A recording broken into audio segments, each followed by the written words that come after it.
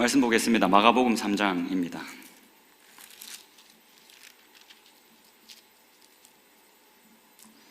그리고 미리 좀 말씀드리겠습니다. 예배란다. 설교 마치고 찬양 같이 할 건데, 아까 시원 형제가 꼭 바꾸지 말라고 했는데, 설교 찬양을 바꾸겠습니다. 첫 번째 한 곡, 우리 오늘 이 자리에 모인 우리 이 찬양으로 하면 좋겠습니다. 이 찬양 잘 모르는데, 훨씬 더 설교에 더 맞을 것 같아서 설교 후에 이 찬양 같이 하겠습니다. 미리 말씀드렸으니까 용서해 주십시오. 마가복음 3장 31절에서부터 35절 말씀 보겠습니다. 마가복음 3장 31절과 35절 말씀 교독하시겠습니다. 제가 먼저 읽겠습니다. 그때에 예수의 어머니와 동생들이 와서 밖에 서서 사람을 보내어 예수를 부르니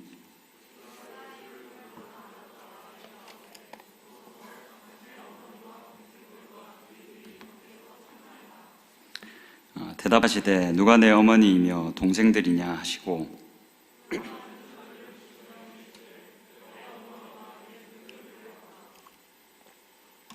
같이 한 목소리로 읽겠습니다. 시작. 누구든지 하나님의 뜻대로 행하는 자가 내 형제요 자매요 어머니이니라. 아멘.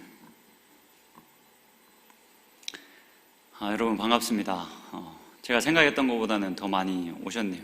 설명절이라 많이들 이제 못 오실 줄 알았는데, 우리 좀 양옆이 많이 비어 있긴 하지만 설명절이니까 우리 좀 앞뒤 좌우 지체들 좀 보면서 이렇게 먼저 인사하고, 오늘은 그래도 설명절이니까 시작하면 좋겠습니다. 형제한테는 형제요, 자매한테는 자매요, 새해 복 많이 받으소서라고 이렇게 같이 좀 절을 해도 되고 인사 한번 하시죠. 새해 복 많이 받으십시오. 오늘은 저희가 같이 하나님 나라와 가족 이라는 제목을 가지고 같이 말씀을 나눠보면 좋겠습니다. 하나님 나라 안에서 이 가족에 대한 정의와 개념에 대해서, 설명절이 어떻게 보면 가정을 위한 시간이니까 이 부분을 저희가 말씀으로 한번 살펴보면 좋겠다 싶습니다. 오늘 본문을 보면 이제 예수님이 사역을 한창 하시다가 예수님을 부르러 온 가족들을 만나시는 장면이 기록됩니다. 예수님이 아마 가버나움에 있는 시몬의 집에 들어가셨던 것 같습니다. 시몬의 집에 들어가셨는데 그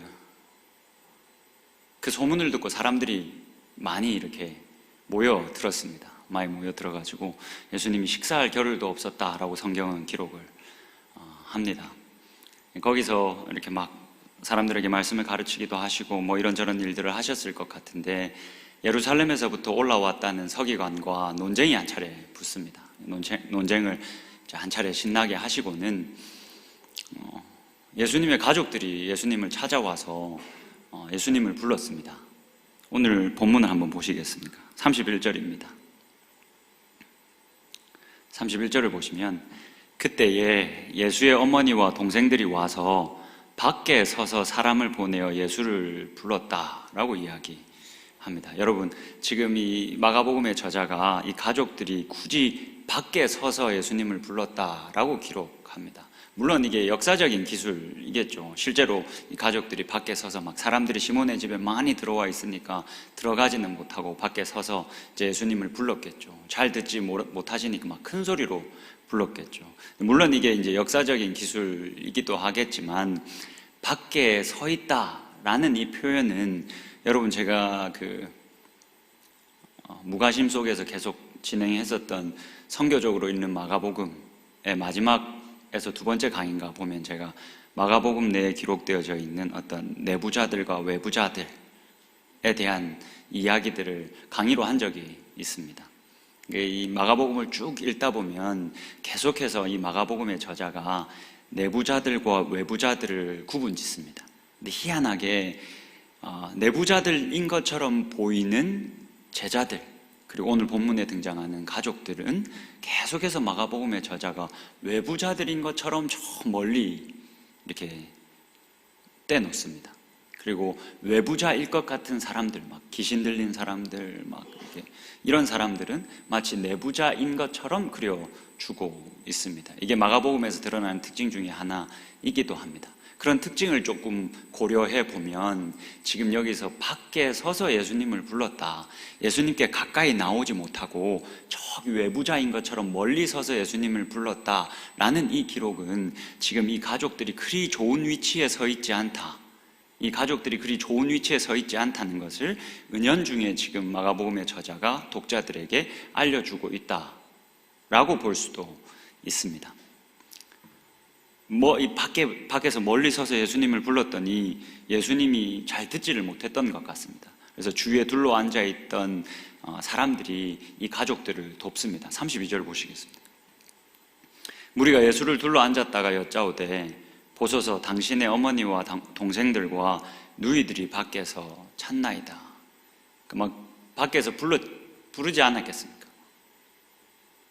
막 엄청 큰 소리로 불렀는데 예수님이 관심이 없으셨던 건지 계속 안 들으셨습니다. 못 들으셨는지는 모르겠지만, 하여튼 못 들었는지 안 들었는지는 모르겠지만 관심을 그렇게 기울이고 있지 않으셨습니다.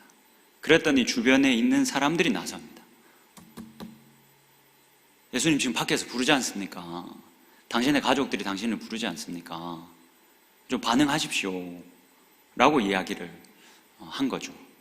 그에 대한 예수님의 반응이 33절과 34절에 기록됩니다. 한번 같이 보시겠습니까?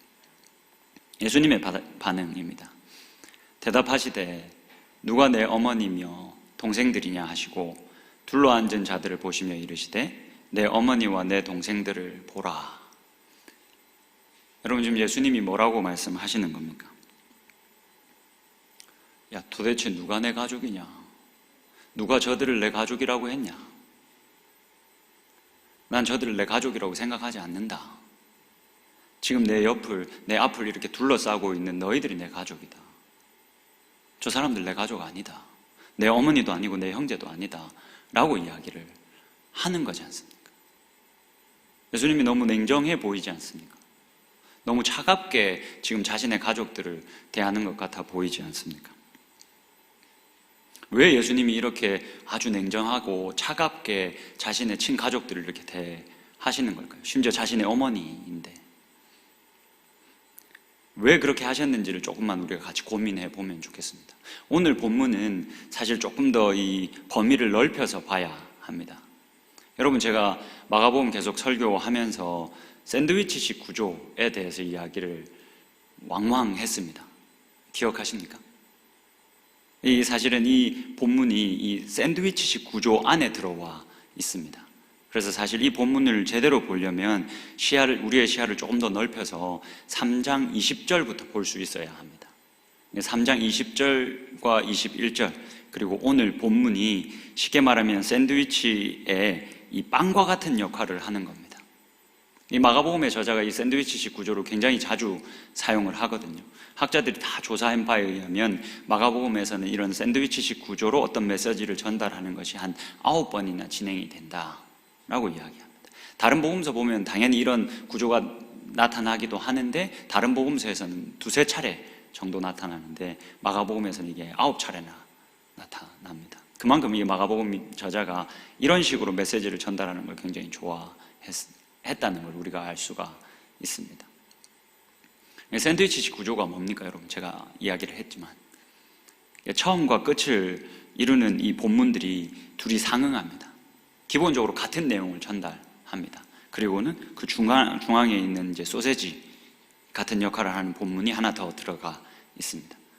그러면 이 위아래로 빵 역할을 하는 이 본문들의 기본적인 이 해석 아래에서 중앙에 있는 본문을 해석할 수 있어야 합니다. 이게 보통 이제 샌드위치식 구조가 우리들에게 전달하는 내용을 전달하는 방법입니다. 자, 그러면 오늘 본문은 마가복음 3장 20절과 21절과 같이 상응한다라고 볼 수가 있습니다. 왜냐하면 두 본문 다 예수님의 가족의 어떠한 행동을 그려주고 있기 때문에 그렇습니다. 여러분, 이 개념을 가지고 조금만 올라가서 3장 20절과 21절의 말씀 한번 같이 보시겠습니까? 성경책 다 있으시니까 한번 잘 보십시오.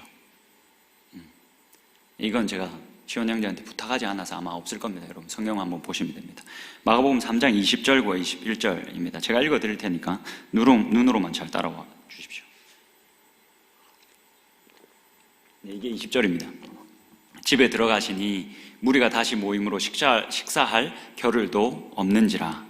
21절입니다. 예수의 친족들이, 가족들이 듣고 그를 붙들러 나오니 이는 그가 미쳤다 하밀러라. 지금 예수님의 가족들이 나사렛에서 가버나움으로 꽤 먼 거리를 쫓아 달려왔습니다. 왜 달려왔는가 하니 예수를 붙들러 온 겁니다. 왜냐하면 예수님이 이미 많은 사역들을 했습니다. 많은 사역들을 하시는 중에 예수에 대한 소문이 퍼져나가기 시작했습니다. 어떠한 소문이 퍼져나갔습니까?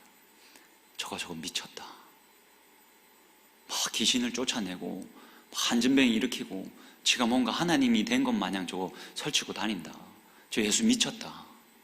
그러니까 가족들이 쫓아 올라온 겁니다. 그 예수님을 좀 막아 세우려고 쫓아 올라온 겁니다. 붙들러 나왔다라고 기록합니다. 여기서는 우리가 붙들러 나왔다라고 개역개정에서는 이렇게 굉장히 온순하게 번역을 했지만 사실은 이 원어의 뉘앙스를 그대로 살리면 체포하다라는 의미를 가지고 있습니다. 결박하다라는 의미를 가지고 있습니다.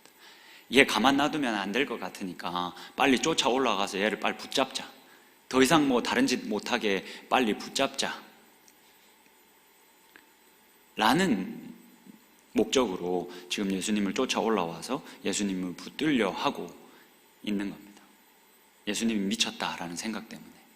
자, 그러면 기본적으로 이 20절과 21절이 오늘 본문과 상응한다라고 친다면 오늘 본문에서 예수님을 이들이 밖에 서서 불렀을 때 왜 불렀겠습니까? 시몬의 집에 들어가서 사람들에 막 둘러싸여 있는 예수를 왜 불렀겠습니까? 저 미친 쉽게 말하면 미친 저 자식을 저거 빨리 그만하게 이거 막아야 되니까 막 헤이 막 하면서 불렀겠죠. 막 야 정신 안 차려 막 좋게 부르진 않았겠죠. 막 쳐다도 안 보고 있으니까 막 난리가 났겠죠. 정신 차리라고, 그만하고 나오라고. 그러니 예수님이 이렇게 냉정하고 차갑게 이야기를 하는 겁니다.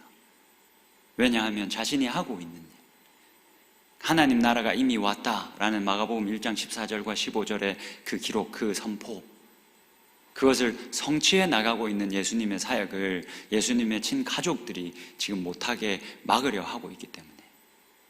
누가 내 가족이냐? 저들 내 가족 아니다. 지금 내가 하는 이야기를 듣고 나와 함께 하려고 앉아있는 너희들이 내 가족이다. 여러분, 그런데 예수님이 자신의 가족들에게 유독 냉정하고 차가우셨다라고 생각하실 필요는 전혀 없습니다. 제가 너무나도 참 좋아하는 장면이기도 한데 요한복음 19장에 가면 이 요한복음의 저자가 예수님이 십자가에 달리셨을 때 예수님의 마지막 그 순간을 아주 길고 자세하게 기록을 해놓습니다. 로마 군인들이 예수님을 십자가에 매달았습니다. 그들이 예수님의 겉옷을 벗겨서 찢어서 취해 가졌습니다. 예수님의 속옷까지도 다 걷어서 찢어서 나눴습니다. 예수님이 십자가에 달리셨을 때 요한복음의 저자는 그 주변에, 그 가까이에 자신의 어머니와 이모와 글로버의 아내 마리아와 막달라 마리아가 서 있었다라고 기록합니다. 그리고 사랑을 받았던 제자 요한도 그 자리에 있었던 것 같습니다. 예수님이 이제 거의 기력이 다 빠지신 상태로 아주 힘없는 목소리로 자신의 어머니를 불렀습니다. 요한을 가리키면서 이렇게 말씀하십니다. 보소서 당신의 아들입니다.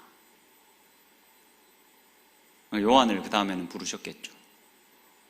또 한 번 힘없는 목소리로 당신의 어머니다, 너의 어머니다 라고 이야기합니다. 그랬더니 이 사랑을 받았던 제자 요한은 이제 그 마리아를 자신의 어머니로 모시고 자신의 집에 모셔서 평생 그를 섬겼다라고 성경은 기록을 합니다. 예수님이 우리를 대신해서 죽으셔서 십자가에 달리시면서 우리들에게 새로운 범위의, 새로운 개념의, 새로운 정의의 이 가족 공동체를 우리들에게 선물해 주셨습니다.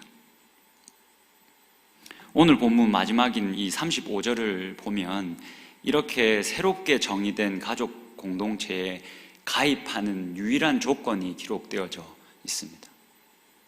하나님이 이렇게 예수 그리스도를 통해서 우리들에게 훨씬 더 풍성한 그리고 훨씬 더 넓은 새로운 개념의 가족 공동체를 우리들에게 주시면서 단 한 가지의 조건을 우리들에게 말씀하십니다. 오늘 본문으로 돌아가셔서 35절을 한번 보시죠.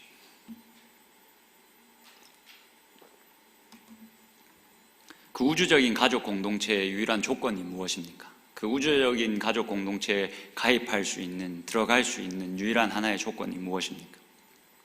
35절입니다. 누구든지 하나님의 뜻대로 행하는 자가 내 형제요, 자매요, 어머니이니라. 하나님의 뜻대로 행하는 자가 내 형제요, 자매고 내 어머니다, 내 가족이 된다. 우리가 하나님의 뜻을 행할 때 우리는 하나님 안에서, 그리스도 안에서 한 가족이 된다. 한 형제, 한 자매 되어진다 라고 이야기합니다. 여러분, 그러면 이 하나님의 뜻대로 행한다 라는 게 무슨 뜻입니까? 그냥 하나님 뜻대로 행한다 그러면 우리가 이런 우주적인 가족 공동체에 들어갈 수 있겠구나 라고 생각하지 마시고, 하나님의 뜻대로 행한다 라는 이 말의 의미가 여러분 무엇이라고 생각하십니까? 이 질문에 답하기 위해서는 당시 사람들이 가지고 있었던 가족의 개념과 정의를 저희들이 좀 살펴볼 필요가 있습니다. 간단히만 살펴보겠습니다. 여러분, 지금 예수님이 우리들에게 새로운 개념의 가족 공동체를 주시고 있지 않습니까? 하나님의 뜻대로 행하면 우리가 한 형제 자매 된다. 어떻게 보면 우리들한테는 이 가족 개념이 굉장히 낯설 수 있습니다. 뜬금없을 수 있습니다. 이게 뭔 소리야? 피도 한 방울 섞이지 않았는데 뭔 하나님의 뜻을 행하면 한 형제 되고 자매 된다는 소리야 라고 이게 낯설 수 있는데, 당시의 사람들은 전혀 그렇지 않았습니다. 이러한 좀 특별한 가족에 대한 개념과 정의가 이 사람들에게는 어느 정도 익숙한 개념이었습니다. 당시의 사람들은 유대인과 유대인이 아닌 이교도 이방인들로 이렇게 나누어서 우리가 본다면 두 쪽 다 이 개념이 별로 낯설지 않았습니다. 여러분, 유대인들은 어떠했습니까? 유대인들에게 있어서 이러한 우주적인 가족 개념은 굉장히 익숙했습니다. 여러분, 말라기 2장 10절의 말씀 한번 보시겠습니까? 말라기 2장 10절의 말씀을 제가 한번 읽어 드릴 테니까 한번 보십시오.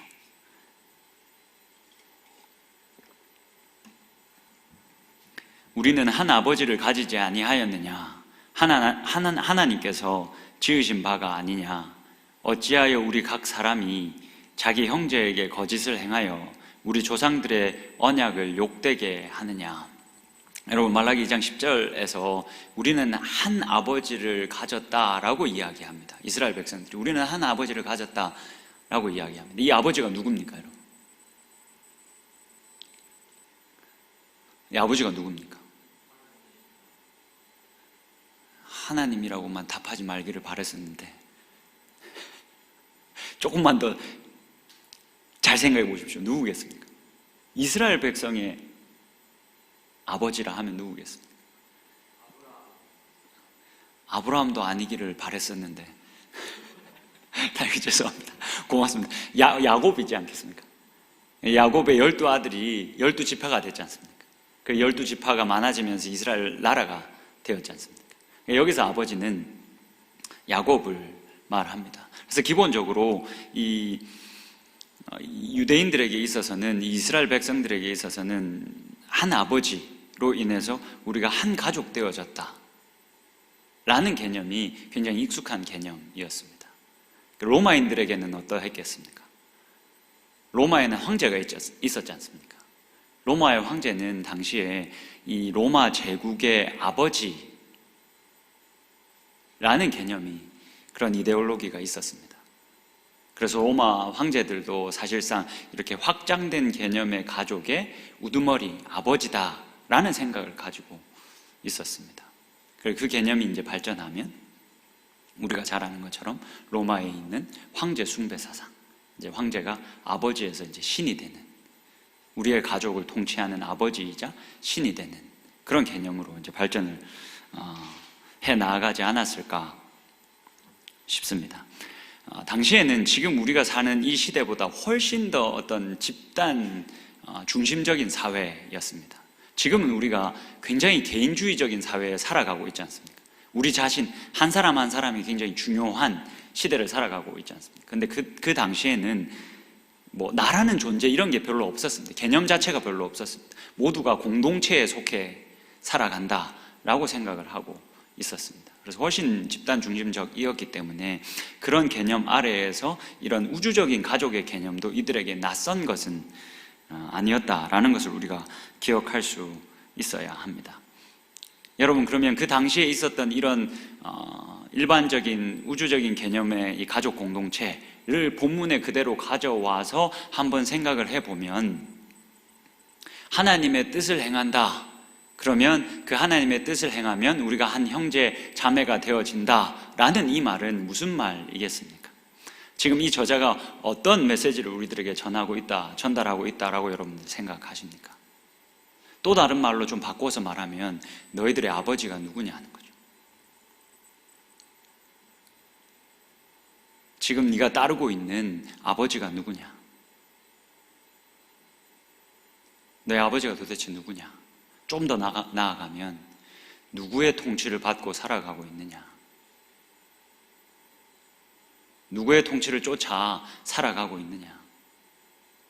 만약 이미 하나님의 나라가 이미 이렇게 와 있는데, 하나님의 통치가 이미 이렇게 시작되었는데 너희들이 하나님 나라의 통치를 따르지 않고 여전히 로마 황제를 아버지로, 로마 황제를 신으로 그렇게 여기고 그의 통치 방식을 쫓아 살아가고 있다면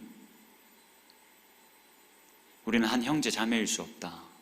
하나님 나라가 이미 왔고 하나님 아버지의 통치가 이미 시작되었으니 그 통치를 이행하며 그 원리와 방식을 실천하며 살면 우리는 한 형제, 한 자매 되어진다. 하나님을 아버지로 모셔두고 우리가 그렇게 가족 되어진다 라고 이야기를 하는 겁니다. 그러니까 하나님의 뜻을 행하며 살아간다는 것은 욕심보다는 어떤 사랑으로, 높아지려는 어떤 그런 욕망보다는 낮아지려는 겸손한 마음으로, 섬김을 받으려는 그 굳은 마음에서 오히려 섬기려는 부드러운 마음을 가지고 살아가는 것, 그것이 오늘 본문에서 이야기하고 있는 하나님의 뜻을 행하는 것이라 할 수 있습니다. 그 하나님의 그 십자가의 원리, 하나님의 통치 방식을 실현하며 살아가는 것, 실천하며 살아가는 것, 그렇게 우리가 실천하며 살아갈 때 우리는 한 형제, 한 자매가 된다 라는 것을 우리가 알 수가 있습니다. 여러분, 정리해 보겠습니다. 예수님이 자신의 살과 피를 우리들에게 직접 주셔서 우리들에게 새로운 개념의 가족 공동체를 주셨습니다. 이 우주적인 가족 공동체는 우리가 이 깨어진 세상을 살아가면서 이따금씩 우리 가정의 깨어짐을 만나게 되는데, 그 가정의 깨어짐을 품고도 남을 만한 풍성한 가족 공동체입니다. 여러분, 근데 이 가족 공동체 안으로는 어떻게 들어갈 수 있습니까? 하나님의 뜻을 행하는 것, 하나님의 그 통치 방식에 순종하며 순응하며 그것이 맞다라고 말하며 그 법대로 살아갈 때 우리는 한 형제 자매 될 수 있습니다. 여러분, 옆에 있는 형제 자매들 보고 이렇게 한번 이야기해 주시겠습니까? 당신은 나의 형제입니다. 당신은 나의 자매입니다. 앞뒤로 보면서 한번 이야기하실까요?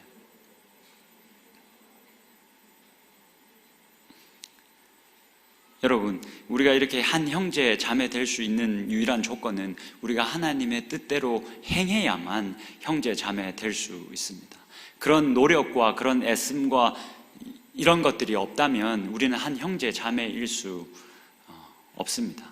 설령 그냥 우리가 하나님의 가족이다 라고 한다 할지라도 그 공동체는 맛을 잃어버린 소금과 같은 평가를, 그런 맛을 잃어버린 소금과 같다라는 평가를 우리는 피할 수 없을 겁니다.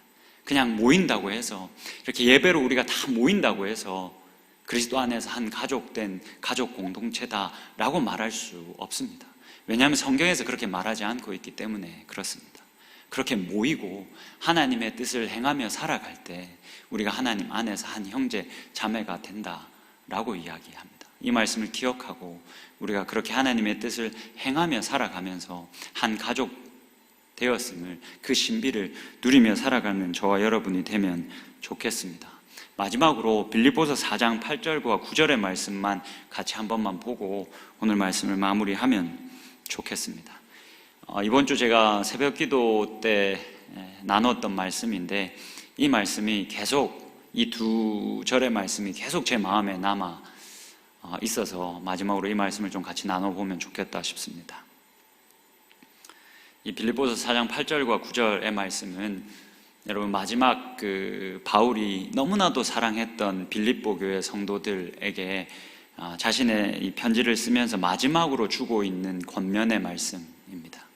굉장히 중요한 말씀이겠죠. 바울이 빌립보 교회 성도들을 너무나도 많이 사랑했거든요. 그들에게 마지막으로 주는 권면인데 뭐라고 권면하는지 한번 같이 보면 좋겠습니다. 제가 읽어드릴게요. 끝으로 형제들아, 무엇에든지 참되며 무엇에든지 경건하며 무엇에든지 옳으며 무엇에든지 정결하며 무엇에든지 사랑받을 만하며 무엇에든지 칭찬받을 만하며 무슨 덕이 있든지 무슨 기름이 있든지 이것들을 생각하라. 지금 8절에서 바울이 뭐라고 권면하고 있습니까? 어떤 상황에서도 그 누구에게도 어떤 때에도 무엇에든지 간에 너희들의 그 그리스도인됨을 잃어버리고 살지 말라. 무엇에든지 경건하고 무엇에든지 참되고 무엇에든지 옳은 그런 삶을 너희들이 살아가야 한다. 언제라도 누구에게라도 너희들의 그리스도인됨을 잃어서는 안 된다 라고 권면하면서 이어서 이렇게 이야기합니다. 9절입니다. 너희는 내게 배우고 받고 듣고 본 바를 행하라. 그리하면 평강의 하나님이 너희와 함께 계시리라. 여러분, 이따금씩 이런 질문을 하는 분들을 만나게 됩니다. 도대체 하나님 어디 있습니까? 나는 신앙생활 하면서 한 번도 만나본 적이 없어서 난 사실 믿지 않습니다. 하나님 도대체 어디 있는데요? 있으면 나타나야죠. 안 나타나서 안 믿습니다. 여러분들도 이런 이야기를 몇 번씩 들어보셨을 겁니다. 아마 이렇게 말하고 이렇게 투덜거리고 이렇게 살아가면 죽었다 깨어나도 그 사람에게는 하나님 나타나지 않으실 겁니다. 본문이 뭐라고 말하고 있습니까? 배우고 받고 듣고 본 바를 행하라. 들은 것에서 그치지 말고, 본 것에서 그치지 말고, 배운 것에서 그치지 말고 행하라. 그리스도인다운 삶을 무엇에든지 누구에게든지 어느 때에든지 행하라.